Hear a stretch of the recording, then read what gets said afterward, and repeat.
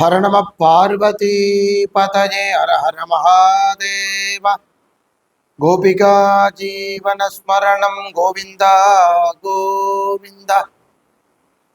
शान्ताकारं भुजगसजनं बद्धनाभं सुरेशं विश्वाकारं गगनसदृशं मेघवर्णं शुभाङ्गं लक्ष्मीकान्तं कमलनयनं योगिकृत्यानगम्यं वंदे विष्णु भवभयकरं सर्वलोकैकनाथं।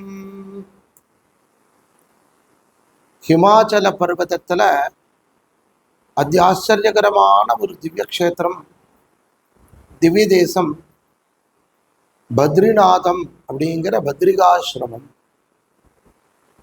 பத்ரிகாசிரமத்தினுடைய ஒரு பெருமையும் ஸ்தல புராணமும் ஜென்மால ஒரு முறை தரிசனம் பண்றதும் மிகுந்த ஒரு பாக்கியத்தை தருது, ஒரு சுகிருதம் அப்படின்னு சொல்லலாம்.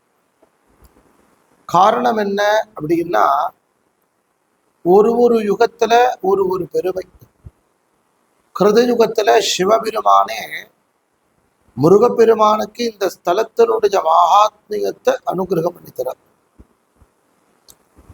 திரேதாயுகத்துல கவனிச்சு பார்த்தோம்னா மகரிஷிகள் எல்லாம் தபஸ் பண்ணிட்டு இருக்கா. தாபர யுகத்துல வியாச பகவான் இங்க உட்கார்ந்துட்டு தான் இந்த ஸ்தலத்தை அனுபவிச்சு மகாபாரதத்தை பண்றார். கலியுகத்துல ஆதிசங்கரர் இங்க இருக்கக்கூடிய மூர்த்தி பிரதிஷ்டை பூஜை முறைகள் இது இத்தனையும் பண்ணித்தர. க்ஷேத்திரம் யுகம் கடந்தது. இதனுடைய பெருமையோ சொல்லிற்கெல்லாம் அடங்காதது. கோடி ஜென்ம புண்ணிய பலம் நமக்கு பத்ரிநாத நமக்கு தரிசனம் பண்ணி தருது. எல்லாமே இங்க விசேஷம். இங்க இருக்கிற பர்வதம் நீலகாந்த பர்வதம். சூரிய பகவானுடைய ஒளிப்பட்டு கால வேளையில தங்கமா ஜொலிக்கக்கூடிய ஒரு பர்வதத்தை தரிசனம் பண்ணலாம். பத்ரிநாதத்தில் பிரத்யட்சமா சிவபெருமான தரிசனம் பண்ணலாம். இங்க விருட்சம் என்ன அப்படின்னா, இலந்தை மரம் விருட்சமா இருக்கு. இந்த இலந்தை மரம் விருட்சமா இருக்கு. இந்த இலந்தை மரம் தான் பதரி. அந்த இலந்தை மரம் யார் அப்படின்னா, வைகுண்டத்திலிருந்து இங்க வந்து ஜெகன்மாதாவான மகாலட்சுமியாகப்பட்டவள் தபஸ் பண்ணிட்டே இருக்கா. ஸ்தல விருட்சம். தீர்த்தத்தை எடுத்துட்டு பார்த்தா ரொம்ப ஆச்சரியகரமா இருக்கு.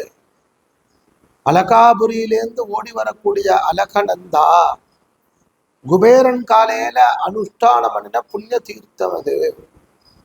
அக்னி பகவான் தீர்த்தமா இருக்கார், தப்த குண்டம். நாரத பகவான் தீர்த்த ரூபமா இருக்கார், நாரத குண்டம். பிரகலாத பகவான் தீர்த்த ரூபமா இருக்கார், பிரகலாத குண்டம். ரிஷிகள் எல்லாம் ஸ்நானம் பண்றா ரிஷி கங்கா. இதை தவிர பகவானே ஆசைப்பட்டு ரொம்ப பிரயாசப்பட்டு தேவேந்திரனை நித்தம் கொண்டாந்து தீர்த்தத்தை சேர்க்க சொல்லக்கூடிய கூர்மதாரா. இந்த கூர்மதாரா தீர்த்தம் தான் சுவாமியினுடைய பிரசாதத்துக்கு எடுத்துக்கிறான். சுவாமியினுடைய நைவேத்தியம் பிரசாதம். பத்ரிநாத்ல மாத்தியானிக காலத்துல நடக்கக்கூடிய அன்னதானம், இதுக்கெல்லாம் கூர்மதாராவினுடைய தீர்த்தம் எடுத்துக்கப்படுது. தீர்த்தத்தினுடைய பெருமை இத்தனை வைபவமா இருக்கு. இந்த க்ஷேத்திரமே கர்ப்ப கிரகத்துல எல்லா மூர்த்தியும் கவனிச்சு பார்த்தா தெரியும். அவ்வளவு அழகா இருப்பாரு நாராயணன், பத்ரிநாராயணன். பத்ரிநாராயணனுக்கு பக்கத்திலேயே நரநாராயணன்.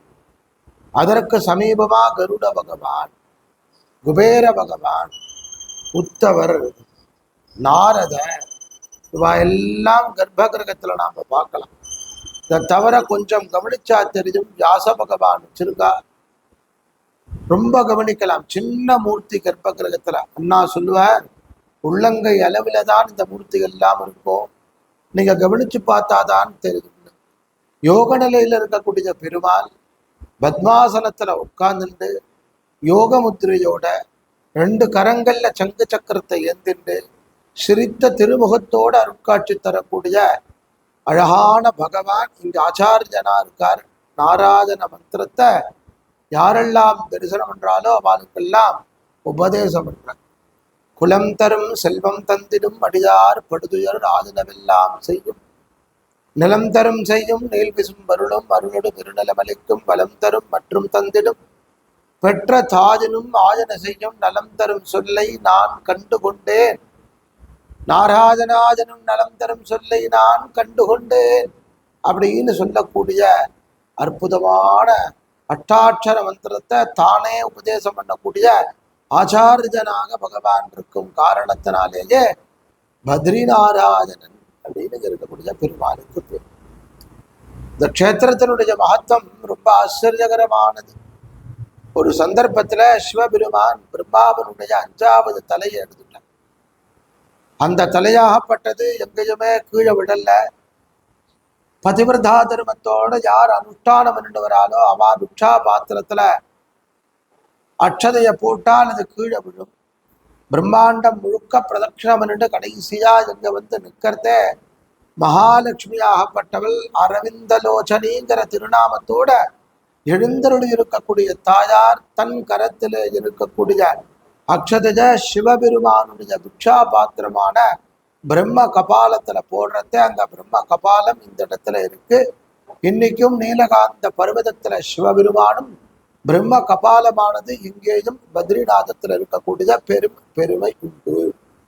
இந்த பிரம்ம கபாலத்துல பித்ருக்களை உத்தேசித்து செய்யக்கூடிய சார்த்த காரியங்கள் பித்ருக்கள் நல்ல கதி அடைகிறா, அவளுக்கு பிறப்பில்லாமல் போகிறது.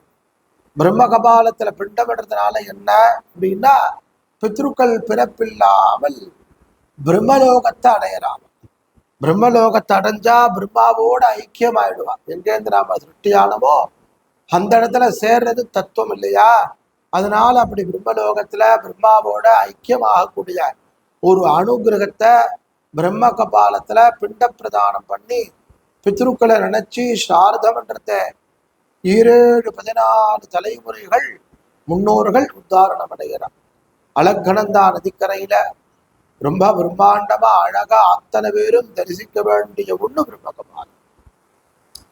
எல்லாரும் இங்க ஸ்நானம் என்று உள்ள போகணுமேங்கிறதுக்காகவே இங்க உஷ்ணோதக தீர்த்தம் அற்புதமா இருக்கு. இந்த உஷ்ணோதக தீர்த்தத்துக்கு தப்த குண்டம் அக்னி தீர்த்தம். அக்னி பகவானுக்கு ரிஷிகள் எல்லாம் யஜ்ஞம் பண்றா. அந்த யஜ்ஞத்துல இடக்கூடிய பொருட்கள்ல ஆஜ்யம், அதாவது கிருதமான நெய் அதிகமா போச்சு. அதை ஜெரிக்க முடியல பகவானுக்கு. உடனே அக்னி பகவான் தன்னுடைய 2 தர்மபத்னியோட வைகுண்டத்துல போய் பகவானை பிரார்த்தனை பண்றத, நீ 2 தர்மபத்னியோட போய் தீர்த்த ரூபமா பத்ரிகாசிரமத்துல இரு, உனக்கு யார் யாரெல்லாம் அக்னியில என்ன பொருளிட்டாலும் அவை ஜீரணிக்கக்கூடிய தன்மையை நான் தருகின்றேன் அப்படின்னு பெருமாள் அனுகிரகம் என்ன அவ சுவாகா ஸ்வதாவோட சேர்ந்து அக்னி பகவான் ஆகப்பட்டவர் 7 நாக்கோட இன்னைக்கும் வெந்நீராக நமக்கு அனுகிரகம் பண்ணித்தரா. பஞ்சபாண்டவா தீர்த்த யாத்திரை வரத்த அவ சங்கல்ப விதானேனன்னு இந்த உஷ்ணோதக குண்டத்துல தீர்த்தமாடிட்டு பெருமாளை சேவிச்சதா நம்மளால அறிய முடிகிறது. அப்போ யுகம் கடந்து இருக்கக்கூடிய புண்ணிய தீர்த்தமாக இருக்கின்றது இந்த அக்னி தீர்த்தமானது அப்படின்னு நம்மளால தெரிஞ்சுக்க முடிகிறது. அப்பேற்பட்ட இந்த அக்னி தீர்த்தத்துல ஸ்நானம் பண்ண உடனே நாம் பிரயாணப்பட்டு வந்த களைப்பெல்லாம் நீங்கி விடுகிறது. பெருமாளை பார்க்கணுங்கிற எண்ணம் ஏற்படுகிறது. ஒரு பரமானந்தமும் சௌலபியமும் தரக்கூடிய உத்தமமான ஒரு சன்னதி உள்ளுக்குள்ள நாம நுழைய போறோம் அப்படிங்கிற எண்ணம் நமக்கு ஏற்படுத்தி தருவதற்குண்டான புண்ணிய தீர்த்தமாக இது அமைஞ்சு அருள் பாலிக்கிறது. ஒரு காலத்துல சகசிர கவச்சம் அப்படின்னு ஒருத்தன், அவன் பிரம்மாவை நோக்கி எனக்கு அழியாத வரம் வேணுங்கிறான். பிரம்மா சொல்றார், அப்பா அந்த வரம் என்னால தர முடியாது, ஒத்தன் பிறந்தால் அவன் இறப்பது என்பது நிகதி அப்படின்னார். அப்படின்னா பரவாயில்ல இருக்கட்டும், எனக்கு ஒரு ஆஜனம் கவச்சம் ஆஜனம் குண்டலம் கொடுங்கோ, என்னை யாராவது ஜெயிக்கணும்னு நினைச்சா 1000 வருடம் தபஸ் பண்ணணும். அப்படி 1000 வருடம் ஜெயிச்சாக்க ஒரு கவச்சம் அருணம், அது மாதிரியான ஒரு வரத்தை கொடுக்கணும் அப்படி வாங்கிட்டான். அப்படியே அவனை யாராலையும் ஜெயிக்க முடியல. அவனோ இந்த பிரம்மாண்டத்தை ஆளக்கூடிய தன்மையோட எல்லாரையும் யுத்தம் பண்ண ஆரம்பிச்சான். தேவாதி தேவர்கள் எல்லாம் போய் நேரம் வைகுண்டத்துல போய் நாராயணன் பிரார்த்தனை பண்ண, நாராயணன் தானே நரனாகவும் நாராயணனாகவும் அவதரித்து 1000 வருடம் தபஸ் பண்ணி ஒரு கவச்சத்தை அறுப்பான். திருப்பி 1000 வருடம் தபஸ் பண்ணி ஒரு கவச்சத்தை அறுப்பான். அதோட மட்டும் கிடையாது, அவன் ஒரு கவசத்தை அறுத்த உடனே யார் அறுக்கிறாளோ அவ இறந்து விடுவான். ஆகவே பகவான் நரனாகவும் நாராஜனாகவும் இருந்து 1000 வருடத்துக்கு ஒரு முறை அவனோட யுத்தமிட்டு அவனோட கவசமெல்லாம் அருந்த போன சமயத்துல 999 கவசம் அறுபட்டு ஒரே ஒரு கவசத்தை கொண்டு போய் சூரிய பகவான்கிட்ட கொண்டு போய் கொடுக்க, அந்த கவசமே கர்ணனாக அவதாரம் பண்ணும் பொழுது அந்த கர்ணனிடத்திலே கொடுக்க, அந்த கர்ணனிடத்திலே பகவானே சென்று இந்திரனாய் அனுப்பிவிட்டு அவனிடத்திலே யாசகத்தை பெற்றுக்கொள்ள அர்ஜுனனை வைத்து அவனை அழிக்க, இப்படியாக நடந்ததற்கு காரணமான வித்திட்ட புண்ணிய பூமியாக அமைந்திருக்கக்கூடியது பத்ரிகாசிரமம் எனும் திவ்ய கஷேத்திரம். இங்கேயே பகவான் நாராயண மந்திரத்தை பிரதமமான தானே ஒரு மனுஷனாக இருந்து கொண்டு நரனாக இருந்து கொண்டு மந்திரத்தை உபதேசித்த புண்ணிய பூமி. குபேரபுரியிலே இருந்து வரக்கூடிய அலக்கடந்தா குபேரன் நித்தம் உதய காலத்தில வாசனாதி புஷ்பங்களால் ஆதிரம் இதழ் தாமரை கொண்ட புஷ்பங்களால் பெருமாளை அர்ச்சிக்கக்கூடிய உத்தமமான ஒரு திவ்ய கஷேத்திரம். ஜென்ம சாபல்யம் நீங்கினால் பத்ரிகாசிரமத்தை அடைய முடியும். ஜென்ம சாபல்யத்திலே நாம் செய்திருக்கக்கூடிய மகத்தான புண்ணியம் இருந்தால் பத்ரிநாதனை சேவிக்க முடியும், வணங்க முடியும். 108 திவதேசத்திலே திருமங்கையாழ்வாரும் பெரியாழ்வாரும் 22 பாசுரங்கள் மங்களாசாசனம் செய்யப்பட்ட மகத்தான புண்ணிய பூமி. சப்தகாஞ்சன விமானத்திற்கு கீழே பெருமாள் எழுந்தருள் அருள் பாலிக்கக்கூடிய பூமி. தேவர்கள் 6 மாசமும் மனுஷர்கள் 6 மாசமும் பூஜிக்கக்கூடிய அதி ஆச்சரியகரமான ஒரு திவ்ய தேசம். அக்ஷய திருதியை நாளிலே கர்ப்ப கிரகத்தை திறக்கும் பொழுது கர்ப்ப கிரகத்திலே 6 மாதத்திற்கு முன்பாக சாற்றிய மலர்கள் அப்படியே இருக்கும். 6 மாதத்திற்கு முன்பாக ஏற்றிய தீபம் அப்படியே இருக்கக்கூடிய அதிசயம் இன்றளவும் நிகழக்கூடிய பத்ரிநாத்திலே நமக்கெல்லாம் அருள் புரியக்கூடிய எம்பெருமான் நாராயணன் மகாலட்சுமி தாயாருடன் திவ்யமான அனுகிரகம் பண்ணட்டும். அத்தனை பேருக்கும் அனுகிரகம். கோவிந்தா கோவிந்தா.